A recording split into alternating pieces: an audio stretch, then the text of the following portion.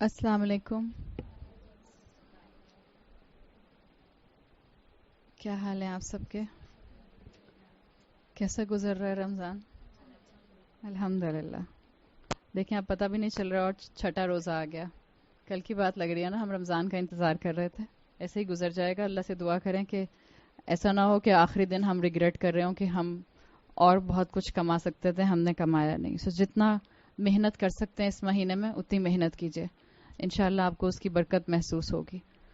الحمدللہ رب العالمین والصلاة والسلام علی اشرف الانبیاء والمرسلین وعلی آلہ وصحبہ ومن استنى بسنتہ الی یوم الدین. اللہم اجعلنا منہم ومن الذین آمنوا وعملوا الصالحات وتواصوا بالحق وتواصوا بالصبر. آمین یا رب العالمین. ثم اما بعد فاعوذ باللہ من الشیطان الرجیم. بسم اللہ الرحمن الرحیم. رب اشرح لی صدری ویسر لی امری واحلل عقدۃ من لسانی یفقہوا قولی. اللہم ثبتنا عند الموت ولا الہ الا اللہ. اے ہمارے اللہ، ہمیں ہماری موت پر کلمہ لا الہ الا اللہ پر ثابت قدم رکھیے. آمین یا رب العالمین. سورۃ یاسین آیت نمبر 9 پر ہم بات کر رہے تھے. فرمایا وَجَعَلْنَا مِن بَيْنِ أَيْدِيهِمْ سَدًّا وَمِن خَلْفِهِمْ سَدًّا فَأَغْشَيْنَاهُمْ فَهُمْ لَا يُبْصِرُونَ. اور ہم نے ان کے سامنے ایک دیوار، ایک بیریئر، ایک رکاوٹ بنا دی اور ان کے پیچھے ایک دیوار بنا دی. فَأَغْشَيْنَاهُمْ تو ہم نے ان کو ان کے سروں سے کور کر دیا. فَهُمْ لَا يُبْصِرُونَ تو اب وہ دیکھ نہیں سکتے یا دیکھ نہیں رہے ہیں. ہم نے وَجَعَلْنَا مِن بَيْنِ میں ایدیہم سدن پر کل بات کی تھی. سدن اس آیت میں بعض مفسرین کے مطابق انسان کی نافرمانی کی وجہ سے کھڑا ہو جانے والا بیریئر ہوتا ہے. جب انسان کانسٹنٹلی اللہ کی نافرمانی کرتا ہے تو اللہ تعالیٰ اس کو ساری نعمتوں کے باوجود ان نعمتوں سے سیکھنے والا نہیں بناتے. اور اللہ یہ کام شروع نہیں کرتا، انسان کا اپنا عمل ڈیسائیڈنگ فیکٹر ہوتا ہے. انسان کی کانسٹنٹ نافرمانی اس کو نعمتوں کو آیت بنانے سے روک دیتی ہے. کل ہم نے دیکھا تھا کہ انسان کے سامنے جو بیریئر آتا ہے وہ اس کو کریشن پر، وہ اس کو آیات پر غور و فکر نہیں کرنے دیتا. سو یہاں اسی چیز کا ذکر ہے کہ اللہ کی آیات اللہ کے بندے کی آنکھوں کے سامنے ہوتی ہیں، لیکن وہ آیات، وہ نعمتیں اس کو رب تک پہنچنے نہیں دیتی. اسی پوائنٹ پر اسکالرز یہ بات کہتے ہیں کہ اگر آپ کسی دنیا میں انسان کو گناہوں میں، بلیٹنٹ گناہوں میں دیکھیں، اوپنلی اس کو گناہ کرتے ہوئے دیکھیں، اور پھر اس کے بعد اس کی زندگی میں رزق کا برسنا دیکھیں، تو کبھی ایسے انسان سے انسپائر مت ہوں. اس لیے کہ اس طرح کے انسان سے انسپائر ہونا آپ کو دھوکے کا شکار کر رہا ہے. آپ صلی اللہ علیہ وسلم اور صحابہ کو بتا دیا گیا کہ تمام مشرکین کا پھلنا پھولنا دیکھنا، ابو جہل کی فیملی، ابو جہل کا مال، ابو جہل کا بزنس، ابو جہل کا معاشرے میں مقام آپ کو ڈیزل نہ کر دے. اس لیے کہ جو اللہ کی نافرمانیاں کر رہے ہوتے ہیں پھر ان پر رزق برستا ہے تو وہ اللہ کی طرف سے استدراج ہوتا ہے، ڈھیل ہوتی ہے. اپنے بارے میں بھی انسان ہمیشہ یہ دیکھے کہ کہیں اللہ کی نافرمانی کے ساتھ رزق تو نہیں برس رہا. اگر زندگی میں اللہ کی نافرمانی شامل ہے اور دوسری طرف رزق کی بارش ہو رہی ہے، مال بڑھ رہا ہے، فائنینشیل سٹیبلٹی آ رہی ہے، سو علماء کے مطابق یہ بہت سوچنے کا مقام ہوتا ہے. اس لیے کہ یہ لیول ہوتا ہے جس میں اللہ تعالیٰ بندے کو ڈھیل دیتے ہیں، اور پھر جب رسی کھینچی جاتی ہے تو پھر بہت زور کی رسی کھینچی جاتی ہے. سو یہاں پر بھی نعمتوں والے کا حال یہ ہے کہ جس کے سامنے ایک ورچوئل بیریئر آ گیا ہے اور وہ اللہ تک پہنچ نہیں پا رہا اپنی تمام تر نعمتوں کے باوجود، یعنی کریشن کی وال اس کے سامنے آ گئی ہے. انسان اپنے لیے یہ سوچے کہ انسان کو کانسٹنٹ جو چیز اللہ سے کنیکٹ کر سکتی ہے. آپ ہر وقت عبادت نہیں کر رہے ہوتے، آپ ہر وقت روزہ نہیں رکھے ہوتے، آپ ہر وقت عابد نہیں ہوتے. سو کیا چیز آپ کو عبد کی کیٹیگری میں لاتی ہے؟ This is one of the indicator کہ انسان اپنے آس پاس ہر وقت غور و فکر کرتا رہتا ہے. اور جتنا آپ غور و فکر کرتے ہیں، آپ چلتے ہوئے آ رہے ہیں اور آپ گرمی کا عالم دیکھ رہے ہیں، اور اس میں آپ کے پاس غور و فکر کرنے کے کئی اینگل آ سکتے ہیں.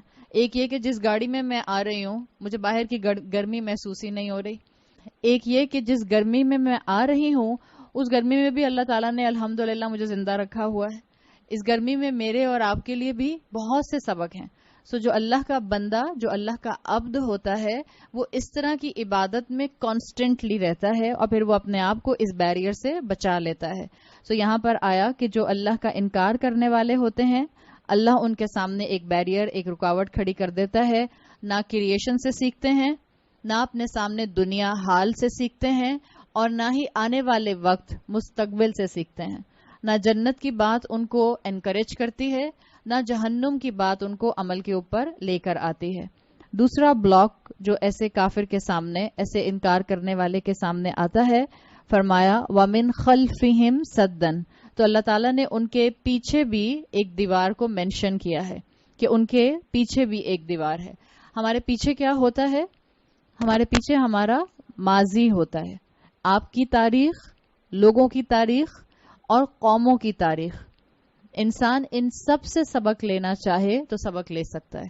جیسے جو حضرت لقمان تھے، جن کو حکیم لقمان کہا جاتا ہے، وہ کہا کرتے تھے کہ میں نے عقل بے وقوفوں سے سیکھی ہے.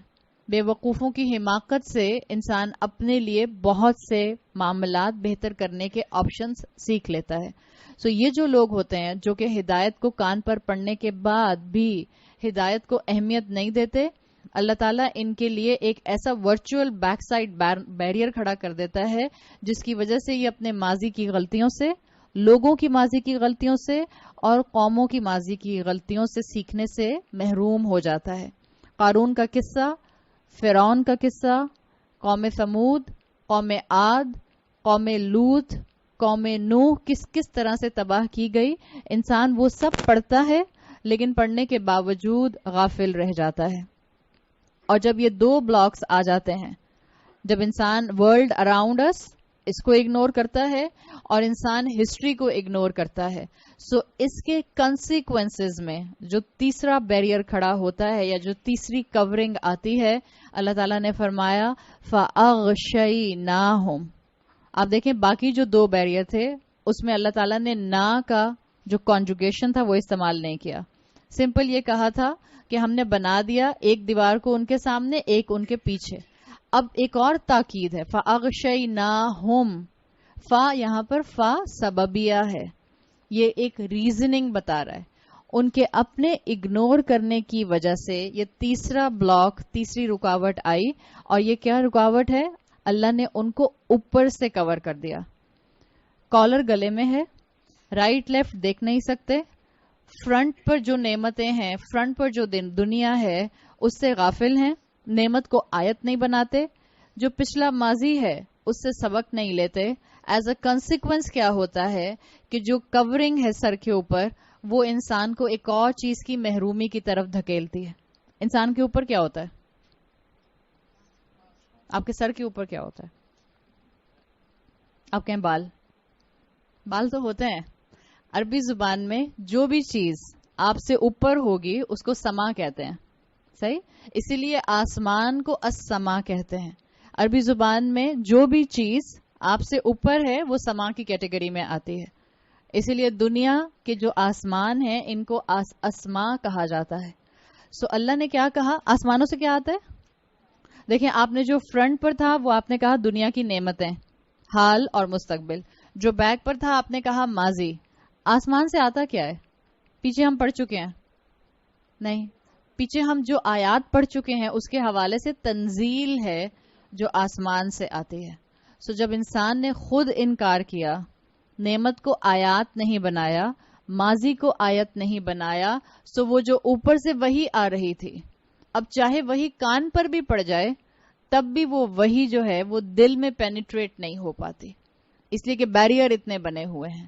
فَأَغْشَيْنَاهُمْ اس بات کی تصویر ہے کہ آسمانوں سے آنے والا جو حق کا راستہ ہے، ہوا حبل اللہ المتین، جو اللہ کی رسی ہے قرآن کی شکل میں، انسان اس سے فائدہ اٹھانے سے محروم ہو جاتا ہے.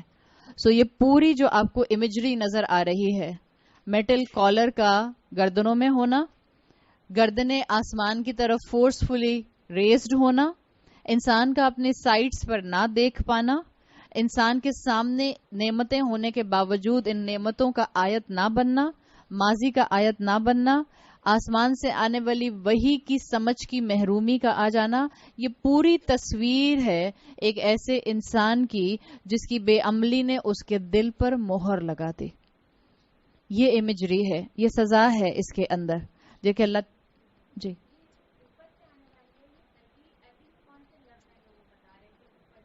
فَأَغْشَيْنَاهُمْ، تو ہم نے ان کو کور کر دیا. جب آپ نے ان کو کور کیا، اغشیناہم کسی چیز کو اوپر سے ڈھانپ لینے کے لیے آتا ہے. سو فاغشیناہم یہ بتا رہا ہے کہ اللہ تعالیٰ نے کہا کہ ہم نے ان کو اوپر سے بھی کور کر دیا. یعنی ایک بیریئر فرنٹ میں، ایک بیریئر بیک پہ، اور ایک بیریئر جو ہے on top of the head ہے. اور جو ٹاپ آف دا ہیڈ ہے وہ آسمان کی امیجری کے ساتھ ملتا ہے. اوپر سے وہی آتی ہے، وہی کے ایسنس سے محروم رہنے والے. بعض لوگ ہیبیچول درسی ہوتے ہیں، آپ ان کو کئی سالوں سے درسوں میں دیکھ رہے ہوتے ہیں، شاید وہ آپ کی ہر کلاس میں پہنچ بھی جاتے ہیں، لیکن زندگی کے معاملات میں، زندگی کی ڈیلنگز میں، زندگی کے واقعات میں جب آپ ان کو دیکھتے ہیں تو وہ بالکل عام انسانوں کی طرح عمل کرتے ہوئے نظر آتے ہیں. دین کا ایسنس ان کی زندگی میں ریفلیکٹ نہیں کرتا. اللہ ہمیں اس محرومی سے بچائے. یہ محرومی آ جاتی ہے، انسان قرآن کے سائے میں بیٹھا ہوا ہوتا ہے لیکن انسان کو بالکل جیسے سامنے موجود نعمت آیت نہیں نظر آتی، ایسے ہی قرآن کی آیات اس کے لیے دل کھولنے کا باعث نہیں بنتی. اسی لیے آپ آبزرو کریں گی کہ یہ جو یہاں 3 بیریئر بتائے ہیں، اصل میں یہی 3 آپشنز تھے، فرنٹ، بیک اور ٹاپ آف یور ہیڈ. یہ 3 وہ آپشن تھے جو قرآن کئی مقامات پر مینشن کرتا ہے کہ یہ ہدایت ایبزارب کرنے کے طریقے ہیں، جس کو آپ نے 3 طرح سے پڑھا ہے. آیات آفاقی، یعنی کہ جو آپ یونیورس پر غور و فکر کرتے ہیں. آیات انفسی، انسان اپنے نفس پر، اپنے جسم پر، اپنی فزیولوجی پر، اپنی تاریخ پر جو تھوڑا سا غور و فکر کرتا ہے. اور آیات قرآنی جو ریویلیشن کی شکل میں آتے ہیں. یہی 3 طریقے ہیں ہدایت حاصل کرنے کے. بعض اوقات علماء یہ بات کہتے ہیں کہ اگر کسی کے کان پر قرآن نہیں بھی پڑا لیکن وہ اپنی انٹلیکٹ کو صحیح طریقے سے استعمال کرتا ہے تو وہ لوگوں کی غلطیوں سے بھی حق اور باطل تک پہنچ جاتا ہے، وہ صحیح اور غلط کی پہچان کو پہنچ جاتا ہے. قرآن میں آتا ہے سَنُرِيهِمْ آیَاتِنَا فِي الْآفَاقِ، ہم عنقریب ان کو اپنی آیات دکھائیں گے آفاق میں، یونیورس میں، وفی انفسہم ان کے نفسوں میں، حتی یتبین لہم انہ الحق، یہاں تک کہ ان پر جلد ہی واضح ہو جائے گا کہ یہ ہی حق ہے. سو اپنے دل اور دماغ کو وحی کے تابع کرنے کی دعا ہمیشہ کیا کریں. اللہ میری عقل کو کبھی بھی قرآن کے آگے مت چلائے. اللہ ہمیشہ میری عقل کو قرآن کے تابع رکھے، قرآن کے پیچھے چلائے. جو اللہ کا بندہ نہیں بننا چاہتا، اللہ تعالیٰ اس کو ان تینوں آپشن سے محروم کر دیتے ہیں. اور ہم پچھلی آیت میں پڑھ آئے ہیں، اللہ کے رسول صلی اللہ علیہ وسلم کو تسلی دے دی گئی تھی کہ کیا میجورٹی ان 3 طریقوں سے حق کو ایبزارب کرے گی یا میجورٹی ان 3 طریقوں سے اپنے لیے محرومی لکھوا لے گی. کیا آپشن بتایا تھا رسول اللہ صلی اللہ علیہ وسلم کو؟ لقد حق القول علی اکثرہم، میجورٹی آپ کو نہیں مانے گی، ایک بہت مائنر مائنورٹی ہوگی جو آپ کی بات کی طرف آئے گی.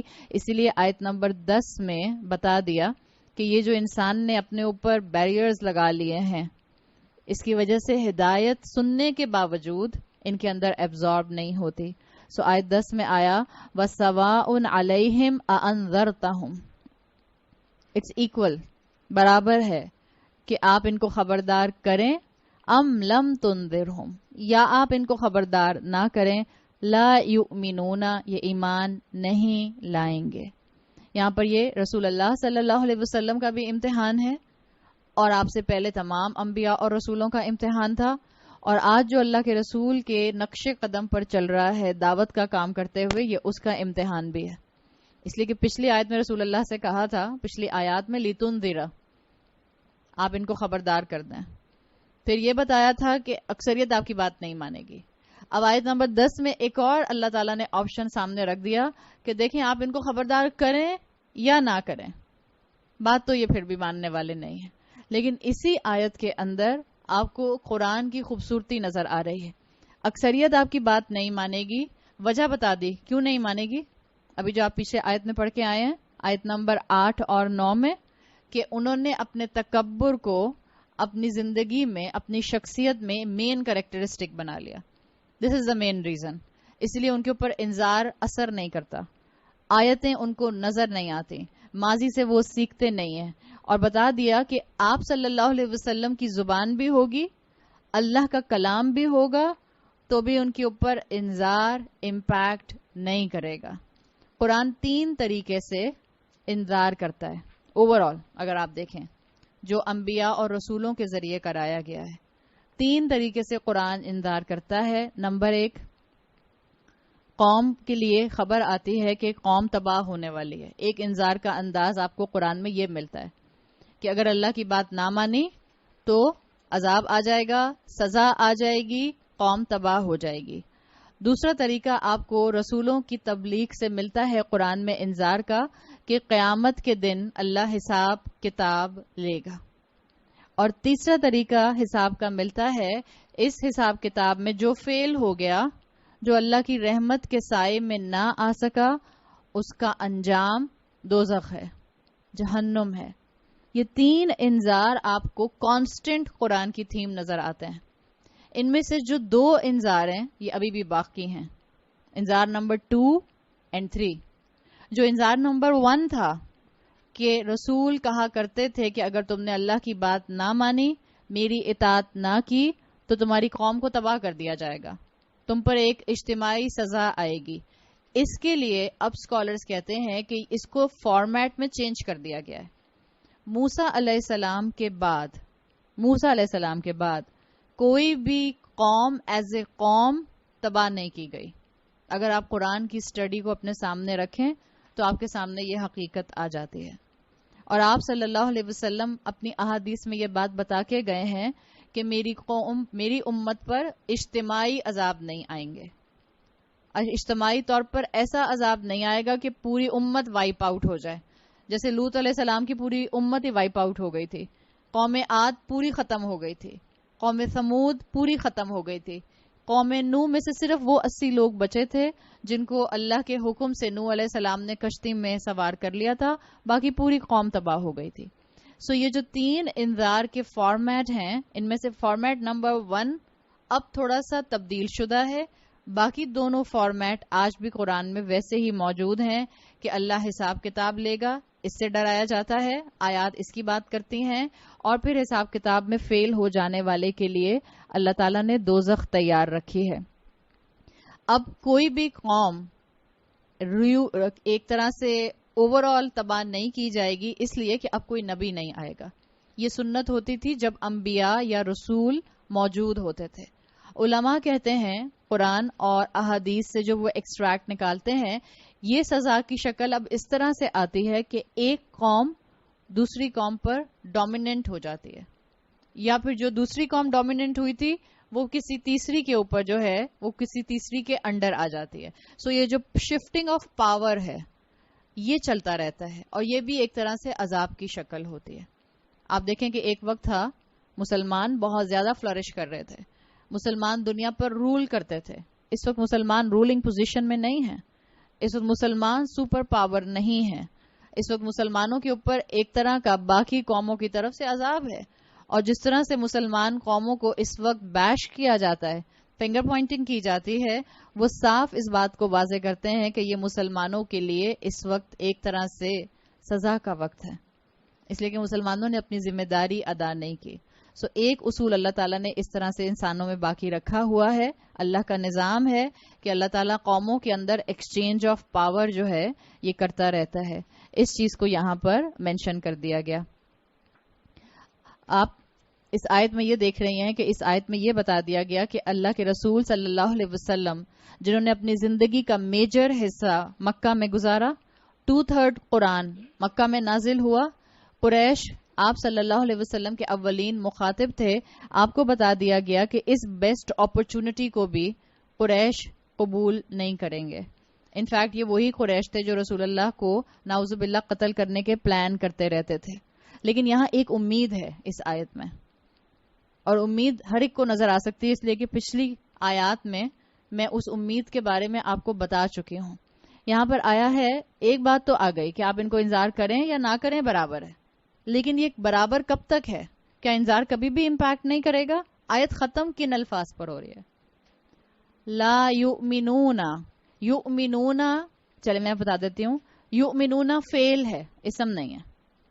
لا مؤمنون نہیں آیا, یہ مومن نہیں بنیں گے, یہ مومن نہیں ہو سکتے. یہاں آیا ہے لا یؤمنون. سو فرق کیا ہوگا فعل آنے سے؟ اگر اسم آتا تو اس کا مطلب ہوتا آپ انذار کرتے رہیں, ان پر امپیکٹ نہیں ہونے والا, دے آر لاسٹ کاز. لیکن یہاں وہ والا امپیکٹ نہیں ہے, یہاں فعل آیا ہے.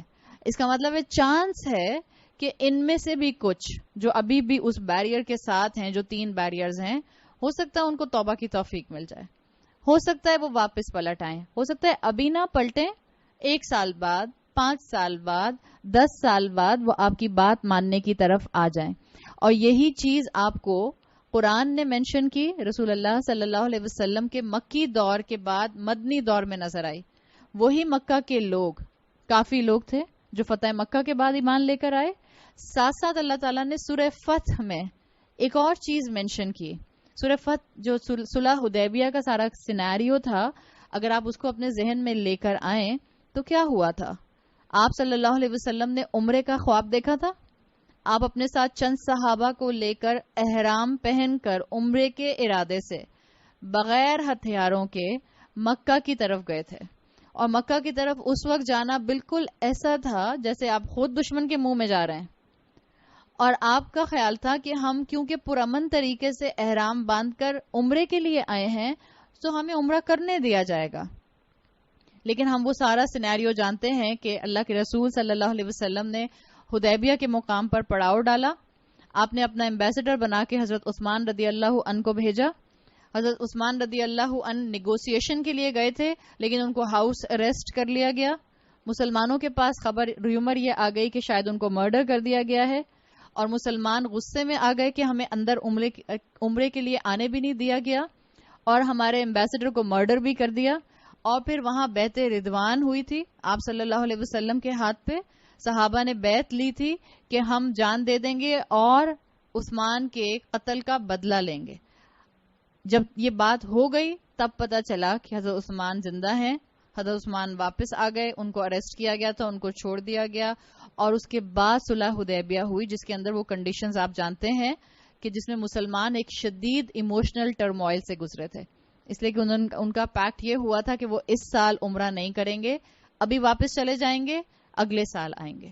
اس موقع کے اوپر اللہ تعالیٰ نے جو آیات نازل کی تھیں اس میں سورہ فتح کی آیت نمبر 25 میں آتا ہے اس ٹائم میں. اب آپ دیکھیں سورہ صلح حدیبیہ مدنی دور میں بھی کس مقام پر ہوئی ہے, 6 ہجرہ کے بعد ہوئی ہے. اور اس مقام پر اللہ تعالیٰ بتا رہے ہیں کہ جب تم نے مکہ چھوڑا تھا ہجرت مدینہ کے لیے, تب بھی وہاں کچھ ایسے مسلمان موجود تھے جنہوں نے اپنا ایمان ڈکلیئر نہیں کیا تھا. وَلَوْلَا رِجَالٌ مُؤْمِنُونَ وَنِسَاءٌ مُؤْمِنَاتٌ لَمْ تَعْلَمُوهُمْ.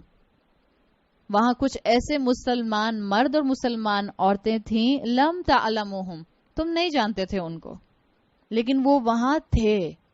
سو اس کا مطلب کیا ہے؟ یہ جو آیت نمبر 10 سورت یاسین میں آخر میں آ رہا ہے لا یؤمنون, یہ پوائنٹ یہ بتا رہا ہے کہ بعض اوقات لوگ اسپرچل پروگرس سے گزر رہے ہوتے ہیں. بظاہر لگ رہا ہوتا ہے کہ ان کے اوپر انذار امپیکٹ نہیں کر رہا, لیکن وہ انذار دل کے کسی کونے میں بیٹھنا شروع ہو جاتا ہے. آپ نے سنا ہوگا نا کہ بعض لوگوں کے لیے کہا جاتا ہے یہ اسپنجز کی طرح ہیں, یہ ایبزارب کرتے رہتے ہیں, اور جب تک ان کا تھریش ہولڈ نہیں آ جاتا تب تک پانی ان میں سے باہر نہیں نکلتا. آپ اسپنج پہ پانی ڈالتے رہیں سو وہ فوراً نہیں لیک آؤٹ کرتا ہے, ایک اس کا تھریش ہولڈ آتا ہے, اس کے بعد پانی اس میں سے بہنا شروع ہوتا ہے. سو بعض انسان بھی ایسے ہوتے ہیں کہ وہ سنتے رہتے ہیں, اظہار نہیں کرتے اپنے انذار کے امپیکٹ کا, اور وہ سننے کے بعد اس لیول پر آ جاتے ہیں کہ پھر ایک وقت آتا ہے اللہ تعالیٰ ان کو موقع دیتا ہے اور وہ اپنے ایمان کا اظہار کرتے ہیں. سو یہ چیز یہاں مینشن کی گئی ہے کہ جب ایسے لوگ بھی ہوں, یعنی آپ کو اور مجھے کیا کہا گیا ہے, اپنے آس پاس جب آپ مسلمانوں کو بے عمل دیکھیں, نان پریکٹسنگ دیکھیں، کبیرہ گناہوں میں انوالو دیکھیں. کبیرہ گناہ نماز پڑھنے کا حکم 5 وقت کا فرض ہے، لوگ نماز نہیں پڑھتے. سب آپ میں اور آپ ان کو کافر کہہ سکتے ہیں؟ یہاں تو پیچھے آیا ہے کہ سواء علیہم اانذرتہم ام لم تنذرہم لا یؤمنون. اپنی کم علمی کی وجہ سے بعض اوقات مسلمان بہت اوپنلی ایک دوسرے کے اوپر کفر کا فتویٰ لگا دیتے ہیں. حالانکہ اگر آپ سورت یاسین کی آیت نمبر 10 کے کانٹیکسٹ کو دیکھیں تو یہ آیت مسلمانوں کے لیے نہیں آئی تھی. یہ تو بیک گراؤنڈ میں مسلمان تھے بہت تھوڑے سے جنہوں نے اپنا ایمان چھپایا ہوا تھا. مینلی کس کی بات ہو رہی ہے؟ قریش کی بات ہو رہی ہے. قریش مسلمان تھے یا کافر تھے یا مشرک تھے؟ کافر اور مشرک تھے. سو اللہ ان سے بھی امید رکھ رہا ہے. یعنی آپ رہتی ہیں کسی ایسی کمیونٹی میں، آپ کہیں انگلینڈ میں رہتی ہیں، آپ کہیں امریکہ میں رہتی ہیں، آپ کی آس پاس کی کمیونٹی میں سارے نان مسلم ہیں، اور آپ ان کو دیکھ کر کہتی ہیں سواء علیہم اانذرتہم ام لم تنذرہم لا یؤمنون. ان پہ تو کوئی امپیکٹ نہیں ہونے والا، یہ تو نہیں مان لانے والے، یہ تو ہیں ہی جہنمی، یہ تو ہیں ہی کافر. کفار کو بھی ڈائریکٹ کافر کہنے سے آپ کو اور مجھے روکا گیا، اس لیے کہ جب یہ ایٹیٹیوڈ آپ اور میں اپنا لیں گے تو دعوت کا دروازہ آپ نے کھولا یا بند کیا؟ بند کر دیا. اس طرح دعوت نہیں ہوتی. اللہ کے رسول صلی اللہ علیہ وسلم تو عین مشرکین کے درمیان میں تھے. کہاں کہ آپ اور میں اپنے معاشرے میں یہ دیکھتے ہیں کہ ہمارے معاشرے میں جب 2 لفظ ہم سیکھ جاتے ہیں اور ہمیں 2 سنتوں کا پتہ چل جاتا ہے، سو ہمیں ہر بدعت کرنے والا کافر نظر آتا ہے. ایسا ہوتا ہے یا نہیں ہوتا؟ لوگ کہتے ہیں یہ اہل بدعت ہیں، ہم ان کے پیچھے نماز نہیں پڑھیں گے. اہل بدعت ہیں، کلمہ گو ہیں کہ نہیں ہیں؟ آپ اور میں کتنے پیور اور کتنے سیرین ہیں کہ آپ سے اور مجھ سے کوئی گناہ نہیں ہوتا. 2 سنتیں ہم سیکھ جاتے ہیں، 2 احادیث سیکھ جاتے ہیں، اور پھر ہم یہ کہتے ہیں کہ ہم اہل بدعت کے پیچھے نماز نہیں پڑھیں گے. یہ اہل بدعت جو ہیں یہ کافر ہیں، یہ کہہ سکتے ہیں؟ پلیز یہ مت کہیے، کفر کے فتوے مت لگائیے. یہ آپ کا اور میرا کام نہیں ہے. Who we are to declare someone a کافر. اگر وہ کلمہ پڑھ رہا ہے، احادیث آپ کو معلوم ہے، واقعات آپ کو معلوم ہے کہ اگر کسی نے کلمہ پڑھ لیا اور اس کو قتل کر دیا گیا تو رسول اللہ صلی اللہ علیہ وسلم کی حدیث کا مفہوم آتا ہے کہ یہ کلمہ قیامت کے دن تمہارے خلاف گواہی دے گا. کوئی بدعت کرتا ہے، آپ کے اپنے خاندان میں کتنے لوگ ہوں گے جو بدعت کرتے ہیں، سب ان سے ملنا ملانا چھوڑ دیں گے، ابینڈن کر دیں گے ان کو. بعض اوقات اولاد دین سیکھ لیتی ہے، ماں باپ بدعت میں انوالو ہوتے ہیں، تو کیا ہماری ذمہ داریاں ماں باپ کی طرف سے ختم ہو گئی اس لیے کہ یہ اہل بدعت ہیں؟ مت کیجئے یہ کام. دل پھٹیں گے اس طرح سے دعوت و تبلیغ نہیں ہوتی ہے. اس طرح سے اللہ کے کلام کو آگے پھیلایا نہیں جاتا. اس طرح سے سنتیں زندہ نہیں ہوتی. اپنے آپ کو بدعت سے روکیے، اپنے اخلاق کو بہترین رکھیے، اپنی ذمہ داریاں ادا کیجئے جو اللہ نے فرائض کی شکل میں آپ کی اور میرے اوپر رکھی ہیں، اور لوگوں کو پیار محبت کے ساتھ تبلیغ کا انداز کے ساتھ بتاتے رہیے. یہی سبق آپ کو اور مجھے یہاں پر آج دیا جا رہا ہے، اور جس ماڈرن دنیا کا اس وقت آپ اور میں حصہ بن چکے ہیں. دنیا از اے گلوبل ولیج. آپ اور میں اس طرح سے لوگوں کو کافر اور اس طرح سے لوگوں کو اہل بدعت ڈکلیئر کرتے رہیں گے سو امت نہیں اکٹھے ہونے والی. ہر سنی اس فکر میں رہتا ہے شیعہ کافر ہیں، ہر شیعہ اس فکر میں رہے کہ کیا سنی کافر ہیں. کلمہ پڑھتے ہیں، لا الہ الا اللہ محمد رسول اللہ کہتے ہیں، forget to say کافر to anybody. آپ اور میں جرت نہیں کر سکتے کسی کو یہ دیکھ کر، چاہے وہ زنا بھی کر رہا ہو، چاہے وہ شراب بھی پی رہا ہو، وہ کبیرہ گناہ کر رہا ہے. یس ہی از ڈوئنگ کبیرہ گناہ، بٹ مسلمان تو ہے، مسلمان ہے تو کبیرہ گناہ کر رہا ہے. یہ آپ کا اور میرا کام نہیں ہے، یہ علماء کا کام ہے. اگر شیعہ کو ڈکلیئرڈ نان مسلم نہیں قرار دیا گیا تو زبردستی آپ اور میں کیوں کوشش کرتے ہیں ان کو کافر قرار دینے کی؟ آپ کو اور مجھے نہیں پتا کہ اللہ تعالیٰ اینڈ پہ کس کو بخش دے گا اور کس کو چھوڑ دے گا. خود اپنے آپ کو ہدایت پر رکھیے، اللہ سے مانگیے صراط مستقیم، اللہ سے مانگیے سیدھا راستہ. لوگوں کو سیدھے راستے پہ لانے کی کوشش کیجیے، لیکن اس طرح سے اپنے آپ کو لٹھ مار انداز میں دعوت کا بندہ کہہ کے، دائی کہہ کے معاشرے کا حصہ مت بنائیے. نہ آپ نے اور میں نے ان کو کافر کہنا ہے، بدعت کرنے والوں کو، اور نہ آپ نے اور میں نے نان مسلمز کو اور بدعتی لوگوں کو تبلیغ کر دینی چھوڑ دینی ہے اس پوائنٹ آف ویو سے کہ قرآن میں تو آیت آ گئی سواء علیہم اانذرتہم ام لم تنذرہم لا یؤمنون. یہ لا یؤمنون آپ کو اور مجھے امید دلا رہا ہے، بالکل جیسے رسول اللہ صلی اللہ علیہ وسلم کو امید دلائی تھی کہ دین پھیلانے والے غصے والے نہیں ہوتے، دین کا کام کرنے والے غصے والے نہیں ہوتے. اور یاد رکھیے گا آگے ہم پڑھ لیں گے جنت میں جانے والوں کی صفت ہے وہ غصہ نہیں کرتے. اہل جنت جو ہوں گے ان کی دنیا کی صفت ہوگی. میں یہ نہیں کہہ رہی وہ جنت میں جا کے غصہ نہیں کریں گے، جنت میں تو کوئی غصہ نہیں کر سکتا. کر سکتا ہے کوئی جنت میں غصہ؟ کیوں نہیں کر سکتا؟ وہاں کوئی آپ کی مرضی کے خلاف کام ہی نہیں ہوگا، آپ کو غصہ ہی نہیں آئے گا. آپ کو دنیا میں غصہ کیوں آتا ہے؟